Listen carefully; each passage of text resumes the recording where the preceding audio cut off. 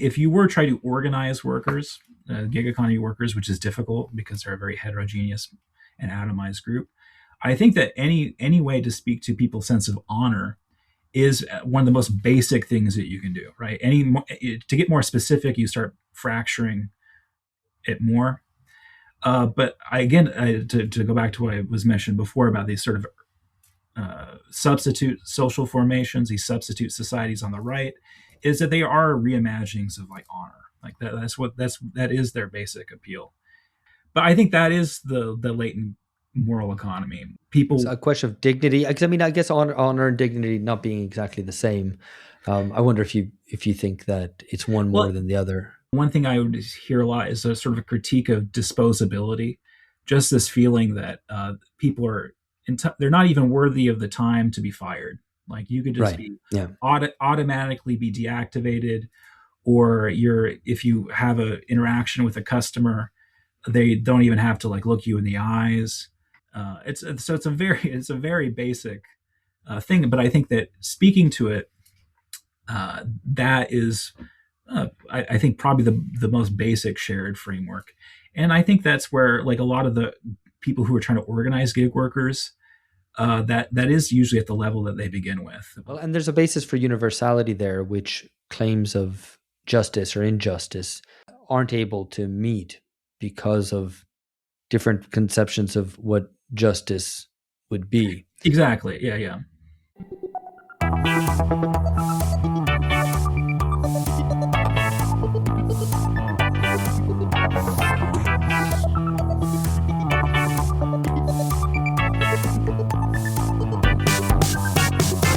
Milan ou Tripoli, Vilnius ou Benghazi, Paris, Moscou, on fait le bunga, bunga. Hello everyone, welcome back to BungaCast. I'm Alex Hochuli in São Paulo, Brazil, and joining me today is Will Charles, who's assistant professor of sociology at Miami University in Ohio and studies organizational sociology with an emphasis on work, platforms, and technology. Hi, Will. Good to have you on. Thanks for having me on. So I'm quite excited to talk to Will because a year or two ago, Will got in touch to share some of his work with me on legitimacy following, I think, a comment he posted on our Patreon. Is that right? And unfortunately, didn't have the chance to give it the time that it deserved.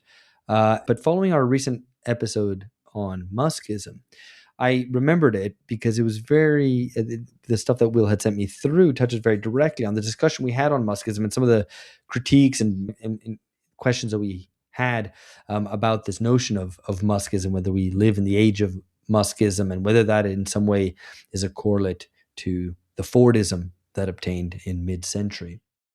Anyway, so I had to look at Will's work and realized it was really bang on the money. And the more I thought about it, the more relevant his work seemed to recent discussions we've had on the podcast. So just to introduce this discussion, I thought I'd reference some of those episodes to explain why I find Will's work so useful in tying a bunch of different elements together, which you, listener, I assume will have accompanied if you are indeed a regular listener of this podcast. So firstly, regarding Muskism, we found that unlike Fordism or even what is called post-Fordism, Muskism seemed no longer to need to legitimate itself. Indeed, that was a question we put to our guests in that episode last month. Mid-20th century Fordism was a way of managing mass society by paying people higher wages, to put it in very abbreviated form. Then post-Fordism, which roughly overlaps with neoliberalism, was about managing and motivating atomized individuals in a post-mass society. It sold self-management as a form of freedom. Then Muskism, if that is indeed the age in which we live, might be something different, and we'll leave that question open for now. But this also pertains to discussions we've had with Benjamin Studebaker about his work on legitimacy in an episode last year, namely that we exist in a condition of deep pluralism. We don't believe the same things, we don't accord on the same facts, and we may even dispute how one achieves knowledge on a subject. Especially in the embedded democracies like the US and the UK, this chronic situation ends up not producing regime change or civil war, but just gridlock and sclerosis. We can see an analogy to this sort of discussion in the international arena. The waning of American hegemony is resulting in a post-hegemonic scenario. This is also a question of legitimacy. So let's see, for example, how the Trump administration barely even attempts to justify taking Greenland or abducting Maduro or bombing Iran. This seems to be an age in which legitimation is no longer even necessary. It's a post-hegemonic sort of order or disorder. And I think it accompanies the transformation in multilateralism or the decay of multilateralism. So I would suggest you, listener, if you're interested in more on that, to go check out our recent episode on post-multilateralism. And there's a couple of other touch points as well. We have a recent reading club in which we looked at the 1950s so-called end of ideology, an earlier age in which capitalism seemed to give up providing big normative or ethical justifications for itself. And then finally, we have our recent episode with Dylan Riley on secular stagnation and a type of capitalism that's no longer focused on increasing production or improving productivity, but on capturing wealth and transferring it upwards. How does such an order justify itself?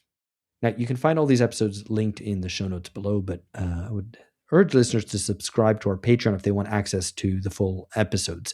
I'm biased, but I do think it's worth it. I found those conversations very enriching, and I'm looking forward to starting this one now and talking a little bit less and bringing Will in. So firstly, I want to talk about post-legitimacy and then move on to Muskism and then finish off with some wider questions. So Will, to get started, what's thinking about the gig economy? A lot has been said and written about the gig economy, a lot of propaganda about the gig economy. So let's start there. What's the optimistic account of how the gig economy should work? Why should people buy into it, at least according to its advocates? Oh, yeah. So in the early days of the gig economy, there was sort of, a legitimating narrative with it. And it had to do with sort of value capture. It was after the 2008 sort of financial crisis, and a lot of households were squeezed. People were looking sort of for ways to make ends meet. And it sort of offered itself as a way to, control your own work. You didn't have a boss. You could work when you wanted. And in the early days, because there was so much venture capital flowing into it, the platforms were actually subsidizing consumption and production on the platform. So the wages were actually relatively high. And the way that academics sort of justified it was that it was a way to cut out the middleman. It was pretty much a way to capture more value, so you wouldn't have to basically go through an intermediary. I mean, the platforms eventually became, they are intermediaries that are taking like 30 to 50% of the transactions. But in the early days, they were paying quite well relatively to a lot of other opportunities. I mean, in the context of the U.S., where you don't really have a welfare state, this was the type of sort of employment as last resort. And they also sort of had a sheen of technological innovation. They were trying to sort of attract a lot of middle-class people who otherwise might have not have worked in the service sector. So, I interviewed people in Boston in, 2013, 14. And, some of them were, coming from relatively affluent backgrounds who were looking for just ways to sort of have play money to maybe pay back some debt. But as far as its sort of technical and normative justifications, it was really an efficiency framework organized around disintermediation. You have this sort of like this lowering of transaction costs, which makes it possible to sort of have this sort of horizontal type of organization. So people were sort of hopeful. There was even, platform cooperativist movement that sort of thought that you could have new types of work arrangements where these were almost like traditional style cooperatives, but enabled by the technology. So there was some justification in the early days trying to make an argument about how it would basically transfer value back downward to people. Right. And I guess even if people didn't buy that argument, I think the argument about autonomy, that the autonomy it would provide workers, that was something that people bought into, at least to some degree. And we'll get on to, I guess, the degree to which some of these discourses and narratives are actually bought into. But this also touches on a kind of wider ideological question, which is that of post-Fordism, which set itself up as, well, basically in some ways correcting the problems of Fordism, which was too top-down, bureaucratic, inflexible. So maybe if you could explain how those specific narratives and forms of legitimation that try to justify the gig economy related to these kind of wider justifications around the way society would be transformed. And this is, I mean, old stuff, really. This is stuff from the late 70s through the 80s and so on. Yeah, the post-Fordism we were sort of promised, that was sort of theorized, is not really the one we got. So I guess it's probably worth talking about what they hoped would happen. Like Peoria and Sable, for example, they wrote a book called The Second Industrial Divide, where they sort of hoped that you had these new multi-purpose flexible machines that was different from the old style sort of mass production systems, where the machines could be reprogrammed. They could be made to do a bunch of different things. And that this would actually necessitate, they hoped, actually upskilling of work. They thought that work was going to need to be more professionalized. So they were sort of optimistic that technology, it wouldn't de-skill workers. It would create this need for basically a worker to be able to use a machine like a tool. So there would be more, I guess, autonomy given back to workers as they knew how to use these flexible machines. There was a hope that it would lead to more, I guess, innovation, in the sense that at this point, they didn't think that it was going to be a financialized economy. They thought that you were going to have more efficiency, and that you could basically just have increasing consumption, and there would be increasing wages. So they sort of hoped that it would still sort of be the same type of Fordist story of increasing wages with increasing consumption, and that you just have a permanently innovative regime of production. That's sort of how the terms that they use to describe it.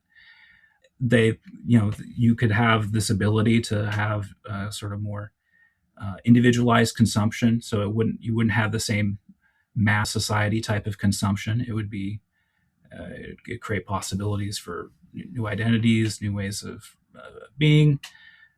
They thought that it would facilitate the sort of debureaucratization of society, that you could have sort of this disintermediated workplace that would shift autonomy. It would create more autonomy. It would shift control downward. But that's not the post-Fordism we got. The biggest I guess crisis of post-Fordism would be between that production and accumulation regime, where they had a production regime that was quite efficient, but they didn't have the ability to actually I guess finance it or fund it. Right? What we didn't see was actual real consumption increasing, and right. And I guess that's where there's this divergence. And the way that the technology was actually used, as we'll probably get to with Muskism, is not really about creating autonomy or right. that. So, I mean, where would you kind of trace this to? I mean, we like to historicize things on this podcast. So, in your reckoning, is it something that continues up through to the global financial crisis, and that we enter some sort of new sort of era after that, particularly with the rise of big techs thereafter and increasing financialization? Or how do you see it? You mean like when do we get the gig economy, or when does the post-Fordist dream sort of break? Well, I guess kind of both. And how do you kind of place them along the timeline? Are they simultaneous or not? I suppose they're. I don't know if they're exactly simultaneous. I think that the 2008 financial crisis really exposed that there was this lack of sort of effective demand in the economy. That at this point, it was pretty much it was debt that was driving consumption, debt that was driving basically the growth of these organizations, and that I think the post-Fordist dream sort of died earlier, though. It died probably in the 1990s. And so I think it does sort of coincide with sort of maybe the mature neoliberalism. At that point, it was they were pretty much just trying to figure out how to prop up these companies through deregulation, through financialization. None of it was actually being driven by, I think, real real demand like the kind that you saw in the Fordist Society, which was basically propped up, which it grew through wage growth and increase in consumption. By the 1990s, I think it's clear that it's sort of not happening. A lot of the internet boom, the .com boom, it was just cannibalizing other sectors of the economy. So you do have the story of disintermediation, but that value is just it's just capturing, it's just moving value from one sector of the economy to another. It's not necessarily expanding the pie, but it looks like growth. It looks like innovation, and that worked for a while to sort of provide a narrative of confidence, while real conditions sort of deteriorated. Yeah. I mean, and so we obviously can think of Uber, the way that it thinks of itself or proposed itself as disintermediating, and actually, drivers earn reasonably well at the start, and certainly consumers really feel the benefit in terms of cheaper prices for what they would have paid for taxis, actually able to take private transportation in a way they never would have been able to with taxis. And then it starts kind of redistributing, taking away from really repressing the driver's wages, the producer's wages, and to a certain extent giving them to the consumer, because those were still, rides were still reasonably cheap, up to the point where we are now, where drivers are badly paid, the consumer pays quite a bit, and Uber takes the share for itself. So obviously it maybe few people really bought into the full dream as it was sold, or the so-called new spirit of capitalism, to pick the title of Boltanski and Capello's book, which remains one of my favorite books, at least of the 21st century. But I want to look at it from the other side, because a lot of the work that you do involves interviewing people in the gig economy and indeed in other areas of life, to try to understand how these things are understood, whether these narratives of legitimation are bought or not. So how does if you presented what the optimistic account of the gig economy was and how it should work, how does that actually work? Are gig economies all struggling under the thumb of the algorithm, or do they buy into the story of autonomy that is sold to them? Is it somewhere in between? What have you generally found? So we have at least with the team I worked with at Boston College, we have the benefit of studying a bunch of different gig economy sort of initiatives, different apps like Uber, Lyft, Airbnb, Relay Rides, Postmates, Favor. And the thing about the gig economy is it is fairly heterogeneous in terms of it draws from a bunch of different groups, right? A bunch of different people come to it. And there are diverse perspectives. Like if you were to look at, Airbnb, for example, Airbnb is not really a gig app. It's more of like an asset app. Everyone at Airbnb, or at least they used to be happy, because you had to have an expensive asset and you could rent it out for quite a bit. Everyone with Airbnb is happy. They're not doing so well these days. But in terms of how satisfied people are on with their work, a lot of it has to do with how market dependent they are. And by market dependency, I mean just how much they rely on their income from the app to basically pay the bills, pay rent, etc. So, you have people who are very market dependent. When we did the research, it was about a third of all the gig workers on like Uber or Postmates were market dependent, extremely market dependent, meaning that they needed it to pay their rent. Another third were sort of supplemental earners, meaning that they needed it to pay like electric bills or to make sure that their credit card debt didn't get too overwhelming. And then maybe a third were just using it for play money. Today, I think that if you look at the gig economy, it's the people who remain in it, like the ones who are doing like food delivery or Uber, they're more market dependent. So the relative proportion of market dependency in the gig economy has increased. And the other thing you have to take into consideration is that there's a lot of churn in these labor markets, meaning that people don't usually stay in them for that long. Like Uber has a lot of churn. It's sort of rare for the same person to be working on it, the next year or 2 years later. So people, they'll sometimes start hopeful. They'll sort of start that, I can sort of use this to, just help with life, to make ends meet. And then they realize that it's not as practical as they thought. I don't think that a lot of people, I don't think anyone thinks that the gig platforms are not really predatory. I think most people have sort of a fatalistic understanding of the economy. So when I talk about legitimacy, there's Mark Suchman's sort of an org scholar. He talks about, there's three types we can talk about. There's pragmatic legitimacy, there's moral legitimacy, and there's what he calls cognitive legitimacy. And cognitive legitimacy is, you almost might just say it's fatalism. It's just things can't really be any other way. So people, pragmatic is, does it work for you? Does it help you pay the bills? Does it make financial sense for you to do? Moral says, well, I think that's a normative claim, right? I think it's good. I think there's value to it. People, they can think that the platforms are exploitative.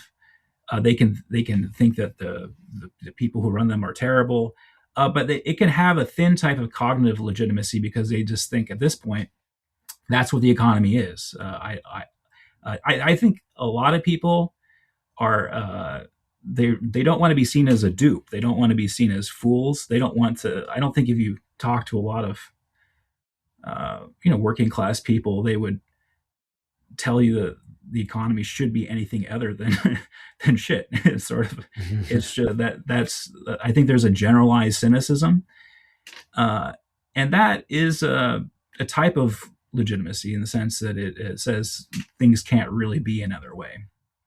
Right. So I would say that that's probably the most prevalent kind of legitimation with that workers express is that, it's bad, but that's just the way things are.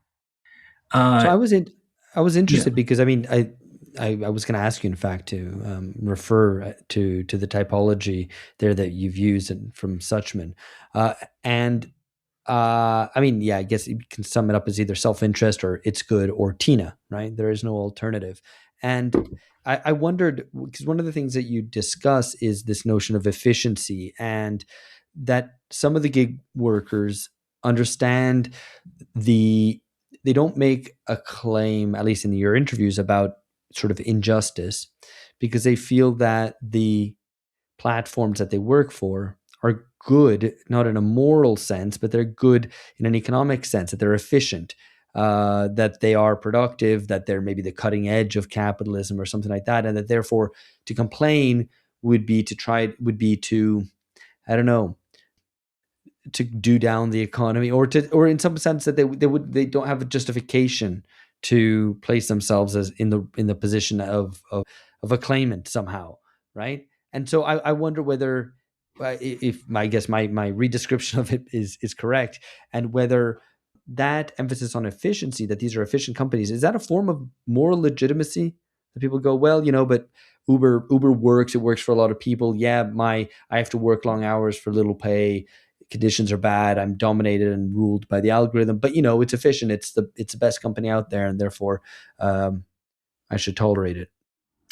Yeah, I think in a way. So that's where we can get into this. There's a mistake that these platforms are just objectively efficient, and that's what explains their growth, their continuation. But that is sort of how the founders of platforms, that's how the tech leaders speak of them. They provide, there is like a little bit of a normative legitimation in the sense that presumably if the economy is more efficient, then you're freeing up value to go to other places, to go to other, it doesn't make sense to have an inefficient economy. That doesn't really benefit anyone. So there is sort of an assumption of efficiency because that's sort of what the technological sheen does. I guess I would still relate that back to cognitive legitimacy, because it assumes that things are the way they are because there is an efficiency to them. It's just Right. it is a rational way of ordering things, even if it isn't benefiting me or to my moral liking. Right. So, Right. but I think you're right. I think that is where uh, workers sort of do assume that these platforms are just objectively efficient, and that sort of explains their prevalence. Right. Okay. So I want to get onto that in just a bit, because in a little bit more depth, because it's something that you point out with regard to Muskism, Musk's enterprises, where there's a confusion about the kind of types of efficiency maybe we're talking about. But just before that, because one of the other elements that arises from the interviews you've done, and particularly as related in your article on post-legitimacy, which is linked to in the show notes along with your website and so on, which is that a lot of the people that you spoke to, obviously, on the one hand, don't say, "Hey, this is all a great thing," but also don't. They obviously don't revolt. They don't. The level of organization of gig economy workers is minimal at best. So what actually goes on is the sort of fatalism which you've described. But they all hold up, or many of your interviewees hold up this notion of the true believer as a way of saying, well, I'm not that person, except you yourself don't encounter any true believers. So maybe can you kind of explain this? Yeah, I mean, I think one fundamental need that all people have is to feel like dignity and sort of honor. And there's not much dignity in the way that we sort of live. And I think by sort of having this foil, it allows people to sort of preserve a sense of honor, sort of a sense that, like, well, I'm not I'm not a fool, at least, right? I'm not doing this because I'm just you know I'm an uncritical person. I think that people are just trying to show that they're forced into this position, and everyone imagines other people as actually believing in it, when no one really does. Yeah, I mean, it's a great illustration of the point that Zizek has long made about not being a dupe. I'm taking from Lacan the les non dupeurs, the non dupe, and that it's always someone else who's the kind of the dupe, maybe the true believer in what the gig economy sells. I'm not that person, so I don't believe in any of the justifications for the way things are, and yet they still act as if they do, because you continue on.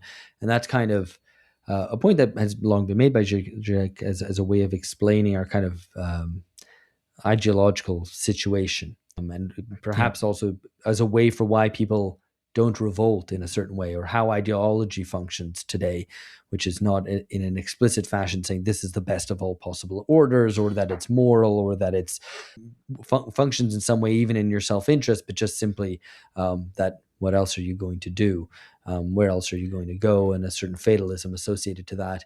And the way that the belief in the fact that someone else might be the dupe certifies you in the fact that you're a more critical subject, not like those other dupes over there. Yeah. I will say that there is some pragmatic legitimacy with the platforms, in the sense that the issue of flexibility isn't completely made up. It's not completely ridiculous. Like, people really do need to sort of find ways to cobble together an income, and cobble together earnings. And so when we look at the surveys of people saying that they think the platforms are working for them, I think that we have to remember that how pragmatic something is all relative, right? So people are often comparing this gig work like Uber to the alternative, which could be like working at Wendy's, which would, you have to see tons of customers. You might have to work with a boss that really sucks. In that sense, these do seem relatively better. Yeah. So I think that there is it is difficult because they're just trying to make things work, and these platforms do have. I mean, you probably saw Trump invited the DoorDash grandma to the White House. Relay this, because we have lots of listeners who aren't in the US who might not have seen this. I found it. I mean, I find the whole thing such an outrage and one of the stupidest policies. But anyway, so why don't you explain to us what happened? It's pretty obscene. Yeah, he invites a woman who has a shirt that says DoorDash grandma. It's a PR. It's a stunt. He later admits to it that it was a stunt because people rightfully point out it was tacky. He invites her there. She sort of delivers a bag of food. I think it was McDonald's. I could be wrong. I think it was. Yeah. Yeah, because that's his favorite, and which really shows declining state capacity, that the state has to outsource its McDonald's getting, and there's no internal state service for going and getting McDonald's. You would think that they would have that capacity, but no, it's been hollowed out, completely hollowed out.